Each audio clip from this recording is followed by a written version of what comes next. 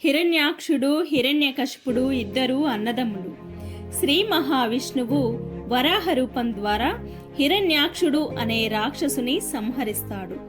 తన అన్నని చంపిన శ్రీ మహావిష్ణువును ఎలాగైనా మట్టు పెట్టాలని అనుకుంటాడు హిరణ్యకశిపుడు. హిరణ్యకశిపుని పుత్రుడే ప్రహ్లాదుడు. ఇతడు గొప్ప విష్ణు భక్తుడు. ప్రహ్లాదుడు తన తండ్రికి శత్రువైన శ్రీహరిని స్మరించి ముక్తిని పొందుతాడు. ఆ కథేంటో ఇప్పుడు చూద్దాం. శ్రీహరిని వధించడానికి తగిన శక్తిని పొందడానికి బ్రహ్మ కోసం తపస్సు చేస్తాడు హిరణ్యకశిపుడు. హిరణ్యకశిపుడు తపస్సు చేస్తున్నాడని తెలిసి తన తపశ్శక్తితో దేవతలపై ఋషులపై అరాచకాలు సృష్టిస్తాడని ఇంద్రునికి భయం వేస్తుంది. హిరణ్యకశిపుని తపస్సుకు భంగం కలిగిద్దామని ఎన్నో ఆటంకాలు సృష్టించాడు ఇంద్రుడు. చివరికి హిరణ్యకశిపుని రాజ్యం మీద కూడా దండెత్తి గర్భవతి అయిన అతని భార్య లీలావతిని తీసుకెళ్లబోయాడు. ఇది గమనించిన నారదుడు ఇంద్రుడితో ఇలా అంటాడు: లీలావతి గర్భం నందు దేవతలకు శత్రువు కాకుండా మిత్రుడే జన్మిస్తాడని, అతడు గొప్ప విష్ణు భక్తుడవుతాడని, ఆ స్త్రీని బంధించరాదని ఇంద్రుడితో చెప్తాడు. ఇంద్రుడు లీలావతిని విడిచి వెళ్లిపోయాడు. నారదుడు లీలావతిని తన ఆశ్రమానికి తీసుకెళ్తాడు. అక్కడ అందరూ విష్ణువునే ఆరాధించేవారు. నారదుడు లీలావతికి విష్ణు భక్తిని, కీర్తనలను, విష్ణు బోధనలను చెప్తూ ఉండేవారు. ప్రతిరోజు లీలావతి ఇవన్నీ వింటూ కాలం గడిపేది. ఆశ్చర్యం ఏంటంటే లీలావతి నిద్రిస్తున్నప్పుడు తన గర్భంలో ఉన్న శిశువు నారదుడు చెప్పేవన్నీ ఊ ఊ అంటూ కొడుతూ వింటూ ఉండేవాడు. ఇది గమనించిన నారదుడు గర్భస్థ శిశువుకు విష్ణువు గురించి ఉపదేశం చేశాడు. కొంతకాలం తర్వాత లీలావతికి 12 మగబిడ్డ జన్మిస్తాడు. హిరణ్యకశిపుడి తపస్సుకు మెచ్చిన బ్రహ్మదేవుడు నీకు ఏ వరం కావాలో కోరుకో అన్నాడు. హిరణ్యకశిపుడు నాకు మరణం సంభవించరాదని కోరుకున్నాడు. దానికి బ్రహ్మ ఇలా అన్నాడు: నాకే మరణం తప్పదు, మరి నీకెలా నేను ఆ వరం ఇయ్యగలను? అది కాకుండా వేరే ఏదైనా వరం కోరుకోమన్నాడు. దానికి హిరణ్యకశిపుడు ఇంట గాని, బయట గాని, భూమి మీద గాని, ఆకాశంలో గాని, రాత్రి గాని, పగలు గాని, దేవతలచే గాని, రాక్షసులచే గాని చంపబడకుండా వరం ఇయ్యవలసిందిగా కోరుతాడు. బ్రహ్మ తదాస్తు అన్నాడు. హిరణ్యకశిపుడు ఇక మరణం తన దరికి చేరదని భావించాడు. మార్గ మధ్యలో నారద మహర్షి హిరణ్యకశిపుని కలుసుకుని తన ఆశ్రమానికి తీసుకెళ్లాడు. అక్కడ తన భార్య లీలావతిని, కొడుకుని చూసి చాలా సంతోషించాడు హిరణ్యకశిపుడు. నారదునికి ధన్యవాదాలు తెలియజేశాడు. తన భార్య కొడుకుతో కలిసి తన రాజ్యానికి బయలుదేరాడు హిరణ్యకశిపుడు. హిరణ్యకశిపుడు తన పుత్రుడికి ప్రహ్లాదుడు అని పేరు పెట్టుకున్నాడు. ప్రహ్లాదుడు అనగా ఆనందాన్ని కలిగించేవాడు అని అర్థం. బ్రహ్మదేవుడు ఇచ్చిన వరం వల్ల హిరణ్యకశిపుడు దేవతలను, ఋషులను బాధ పెట్టసాగాడు. విష్ణుతో యుద్ధం చేసి గెలవాలని వైకుంఠానికి బయలుదేరాడు. వైకుంఠంలో విష్ణువు తన మాయ చేత కనబడకుండా ఉన్నాడు. ఇది గమనించి అసలు విష్ణువే లేడని తిరిగి వెళ్ళిపోయాడు. ప్రహ్లాదుడు నిత్యం విష్ణువునే ధ్యానిస్తూ కీర్తనలు చేస్తూ ఉండేవాడు. రాక్షస పిల్లలతో ఆడుకునేవాడే కాదు, అనుక్షణం విష్ణుభక్తిలోనే ఉండేవాడు.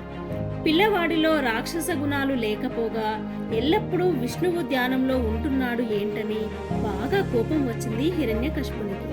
వెంటనే రాక్షసుల గురువైన శుక్రాచార్యుని కొడుకులు చండ, అమార్కుల చేత విద్యలన్నీ చెప్పించాడు. ఒకరోజు హిరణ్యకశిపుడు లీలావతి తన కొడుకు ప్రహ్లాదుడు ఏ విద్యలు నేర్చుకున్నాడో చూడాలనుకుని ప్రహ్లాదుని పిలిపించాడు. ప్రహ్లాదుడు చూడముచ్చటగా ఉన్నాడు. వాళ్ళను చూసి ఎంతో సంతోషించారు అతడి తల్లిదండ్రులు. ముద్దులొలకే ఆ బంగారు తండ్రిని చూసి, కన్నా నీవు నేర్చుకున్న విద్యల యొక్క సారం ఏంటో చెప్పు అని అడిగాడు తండ్రి అయిన హిరణ్యకశిపుడు. తండ్రి, విద్యలన్నింటికీ సారం ఆ శ్రీ మహావిష్ణువే అంటాడు. ఎప్పుడూ ధర్మంగా ఉండాలి, అనుక్షణం విష్ణు ఆరాధనే చేయాలి అన్నాడు ప్రహ్లాదుడు. హిరణ్యకశిపుడికి తన శత్రువైన శ్రీహరిని కొలుస్తున్న ప్రహ్లాదుని చూసి చాలా కోపం వచ్చింది. మొదట మెల్లగా బుజ్జగించి, అతడు మనకు శత్రువు నాన్న, మనము రాక్షస జాతికి చెందిన వాళ్ళము, దేవతలను ఋషులను హింసిస్తూ బాధ పెడుతూ వారి రాజ్యాలను తీసుకోవాలి అన్నాడు హిరణ్యకశిపుడు. ఇది విన్న ప్రహ్లాదుడు, నాన్నగారు ఇది చాలా తప్పు, అలా ఉండరాదు, ధర్మాన్ని ఎప్పుడూ పాటించాలి, అంతేకాదు విష్ణు భక్తియే ముఖ్యమని చెప్పాడు. ఇది విన్న హిరణ్యకశిపునికి గురువులే ఇదంతా బోధించారని వారిని పిలిపించి బాగా తిట్టాడు. గురువులకు చాలా భయం వేసింది. రాజా, ప్రహ్లాదునికి ఈసారి రాక్షస బుద్ధులు చాలా నేర్పిస్తామని చెప్పి తీసుకెళ్లారు. ఆ రాక్షస గురువులు చెప్పేవన్నీ నేర్చుకున్నాడు ప్రహ్లాదుడు. ఈసారి ప్రహ్లాదుడు చాలా మారిపోయి ఉంటాడని భావించాడు హిరణ్యకశిపుడు. ప్రహ్లాదుని పిలిపించుకొని, ఇప్పుడు చెప్పు నాన్న, నువ్వు ఏ మంచి విషయాలు నేర్చుకున్నావు అని అడిగాడు హిరణ్యకశిపుడు. తండ్రి, మంచి విషయాలంటే శ్రీ మహావిష్ణువును గురించిన విషయాలే మంచి విషయాలు. మనమెప్పుడూ విష్ణువునే ఆరాధించాలి. తండ్రి గారు, మీరు కూడా విష్ణువునే కొలవాలి అని హితబోధ చేశాడు. ఇది విన్న హిరణ్యకశిపుడికి కోపం వచ్చి రాక్షస జాతిలో చెడబుట్టాడని, ఇక ఇతనికి మరణం తప్పదని భావించి భటులను పిలిచి ఈ బాలుని శిక్షించమని చెప్పాడు. భటులు చిన్నారి ప్రహ్లాదుని చీకటి గదిలో బంధించారు. అతను ఏమాత్రం భయపడకుండా విష్ణువు కీర్తనలే చేసుకుంటూ ఉన్నాడు. ఈ పిల్లాడు భయపడట్లేదని నిప్పులో తోసేశారు. ఆ ప్రహ్లాదునికి ఏమీ కాలేదు.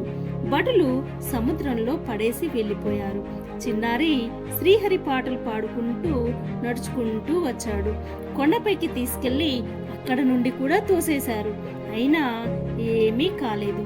ఏనుగులచే తొక్కించాలనుకున్నారు. ఏనుగులు ఏమీ చేయకుండా పూలదండ మెడలో వేసి ఆశీర్వదించాయి. ఈసారి పాములచే కరిపించాలనుకున్నారు. అవి ఏమీ చేయలేదు. ఇక లాభం లేదు అని మరోసారి విద్యలు నేర్పించండి అని గురువులతో పంపించాడు. గురువులు లేని సమయంలో తన తోటి విద్యార్థులకు శ్రీహరిని ఎలా కొలవాలో, హరికీర్తనలు ఎలా పాడాలో నేర్పించసాగాడు ప్రహ్లాదుడు. విద్యార్థులందరూ హరికీర్తనలు చేసుకుంటూ విష్ణు భక్తులు అయిపోయారు. ఇది గమనించిన గురువులు ప్రహ్లాదుని తీసుకుని రాజైన హిరణ్యకశిపుని దగ్గరికి వెళ్ళి, మీ పిల్లవాడిని మేము మార్చలేము, మా వల్ల కాదు, మీ పిల్లవాడు మా పిల్లల్ని కూడా చెడగొడుతున్నాడు అని రాజుకు అప్పగించి వెళ్ళిపోయారు. హిరణ్యకశిపుడు ప్రహ్లాదునితో, నువ్వు విష్ణువుని ఆరాధిస్తే చంపేస్తానని బెదిరిస్తాడు. ప్రహ్లాదుడు తన తండ్రి మాటలు ఏవి పట్టించుకోకుండా విష్ణువు పాటలు పాడుకుంటూ ఉంటాడు. చూస్తే చిన్న పిల్లవాడివి, కన్న తండ్రిని నేను చెప్తున్నా వినిపించుకోవా, ఏంట్రా నీ మొండితనం అంటాడు. ఇందుగలడందు లేడని సందేహము వలదు చక్రి సర్వోపగతుండు, ఎందెందు వెదకి చూసినా అందందే గలడు దానవాగ్రని వింటే అంటాడు ప్రహ్లాదుడు. అనగా విష్ణువు అంతటా ఉన్నాడు, సరిగ్గా వెతికితే కనిపిస్తాడు అని. ఇది విన్న హిరణ్యాక్షునికి కోపం వచ్చింది. ఏంట్రా, అంతటా ఉన్నాడా? ఎక్కడ పడితే అక్కడ ఉన్నాడా? చూపించు. అవును నాన్న, విష్ణువు అంతటా వ్యాపించి ఉన్నాడు. హిరణ్యకశిపుడు, నీ దేవుడు అంతటా ఉన్నాడంటున్నావు కదా, ఇక్కడ కనిపిస్తున్న స్తంభంలో ఉన్నాడా? నాన్న, విష్ణువు సర్వాంతర్యామి అయినప్పుడు ఈ స్తంభంలో కూడా ఉంటాడు కదా అంటాడు ప్రహ్లాదుడు. అవునా, అయితే ఈ స్తంభంలో చూపించు అని గదతో స్తంభాన్ని పగలగొడతాడు. స్తంభం పెలపెలమని విరిగిపోయింది. అందులోంచి శ్రీ మహావిష్ణువు నరసింహస్వామి రూపంలో బయటికి వచ్చాడు. ముఖం చూస్తే సింహంలాగా, శరీరం మనిషి రూపంలో ఉంటుంది.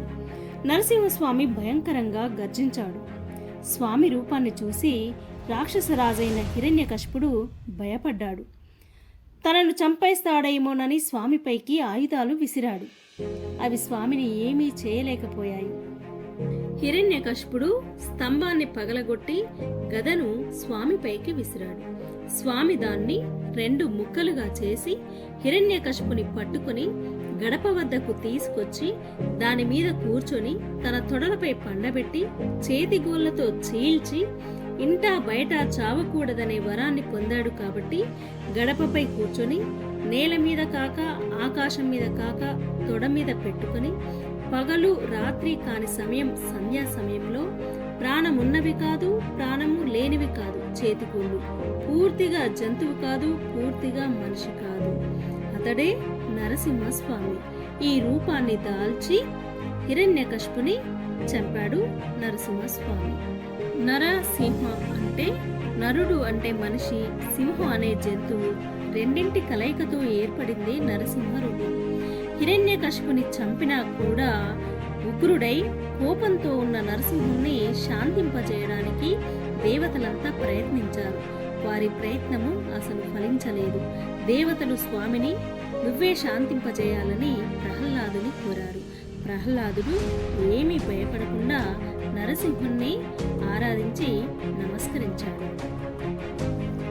ప్రహ్లాదుని భక్తిని మెచ్చిన నరసింహస్వామి సంతోషించి శాంతించి నీకు ఏ వరం కావాలో కోరుకోమన్నాడు.